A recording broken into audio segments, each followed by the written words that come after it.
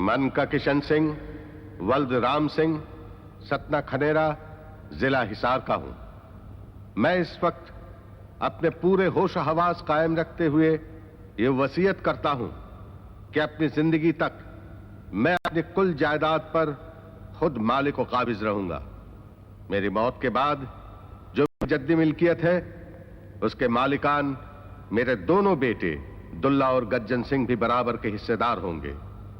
पर जो जमीन मेरी अपनी पैदा करदा है उसका वाहिद मालिक मेरा पोता यानी गज्जन सिंह का अपना बेटा होगा। मेरी इस जमीन में दुल्ला का कोई वास्ता ना होगा। सो ये वसीयत तहरीर करता हूं जो बरवक्त जरूरत काम आए।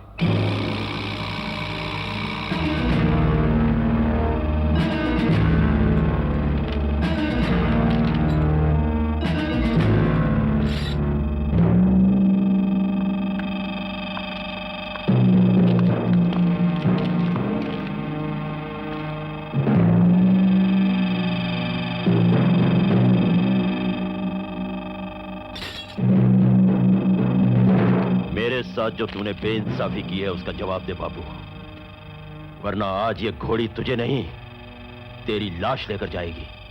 मर गया दुल्ला तेरा फैसला सुनने के बाद। दादा की जद्दी 20 एकड़ जमीन में से 10 एकड़ मुझे दी और अपनी 90 एकड़ मेरे छोटे भाई के बेटे को दे दी। मेरे बेटे क्या हराम की औलाद थे जिनके बारे में सोचा तक नहीं तूने? एक नीच औरत से शादी करने के बाद तो सोचता है कि मैं तेरी औलाद के बारे में भी सोचूं। कौन सा मुंह लेकर मेरी जायदाद पर तो अपना हक मांगने आया है? अगर मां ने मरने से पहले बता दिया होता कि मैं तेरी औलाद नहीं हूं तो आज मैं तेरा रास्ता रोकने ना आता। बापू, तेरी जमीन जायदाद में बराबर का हिस्सेदार है तेरा बड़ा बेटा।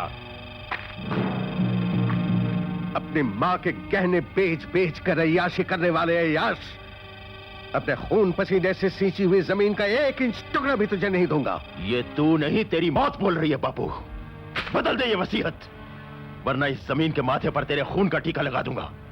हराम खोर, तेरी ये मजाल, कमीने, शैतान, नीच। बाबू, मैं तुझे माफी बता दूंगा। माफ कर बाबू। कमीने, कान खोल कर सुन ले, इस जमीन का वारिस मेरा पोता सरवण नहीं होगा। इस जमीन का वारिस सरवण नहीं होगा।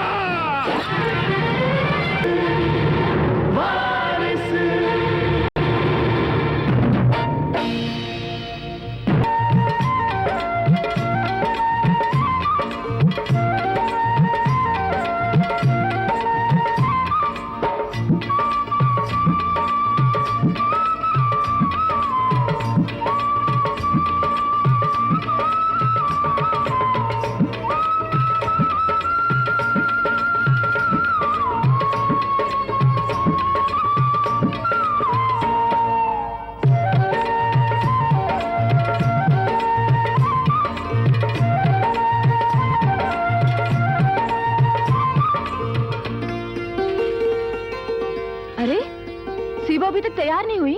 उसकी तैयारी कभी खत्म हुई है क्या? सीबो, मेले जाना है तो जल्दी से तैयार होके बाहर चली आ। बस 5 मिनट में आई दीदी। अरे उसको कह रही, मुझे भी तो तैयार होना है। तू आधा पौना घंटा आराम कर ले, फिर तैयार होना शुरू कर, तब भी उसका हार श्रृंगार पूरा नहीं होगा। छोड़ो ना माँ। महंगे से महंगा कपड़ा पहन लेना, शहर जाके सिनेमा देख लेना और पका पकाया खा लेना, और तो काम आता ही नहीं उसे। माँ, मैं सब कुछ सुन रही हूँ, इसीलिए मैं ऊंचा बोल रही हूँ। तो फिर मैं अपने कान बंद कर लूं? सुना, तूने इसे सर पे चढ़ा रखा है, सारा काम तो तू करती है, इसका फर्ज नहीं बनता कि तेरा हाथ बटाए। माँ तू उसे टोका मत कर, उसको हार श्रृंगार करना अच्छा लगता है तो करने देना, जचती तो है।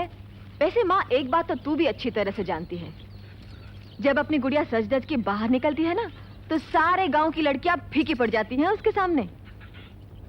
धूप से सारा रंग उड़ गया। कोई बुलाओ रे सीबो बारो को। पता नहीं कहाँ रह गई, कह तो रही थी अभी आ रही हूँ। अरे अभी तक तैयार नहीं हुई? मेला मेला कह के सारा घर सर पे चढ़ा रखा था। ए सीबो, तू आती है कि मैं आऊं? एक घंटे से कह तो रही हूँ कि 5 मिनट में आ रही हूँ दीदी। कैसी लगती हूँ मैं? बांदरी लगती है। फूटी मेरी किस्मत, ले जाता मेले में इसी तरह। मैं तो ऐसे ही जाऊंगी मेले।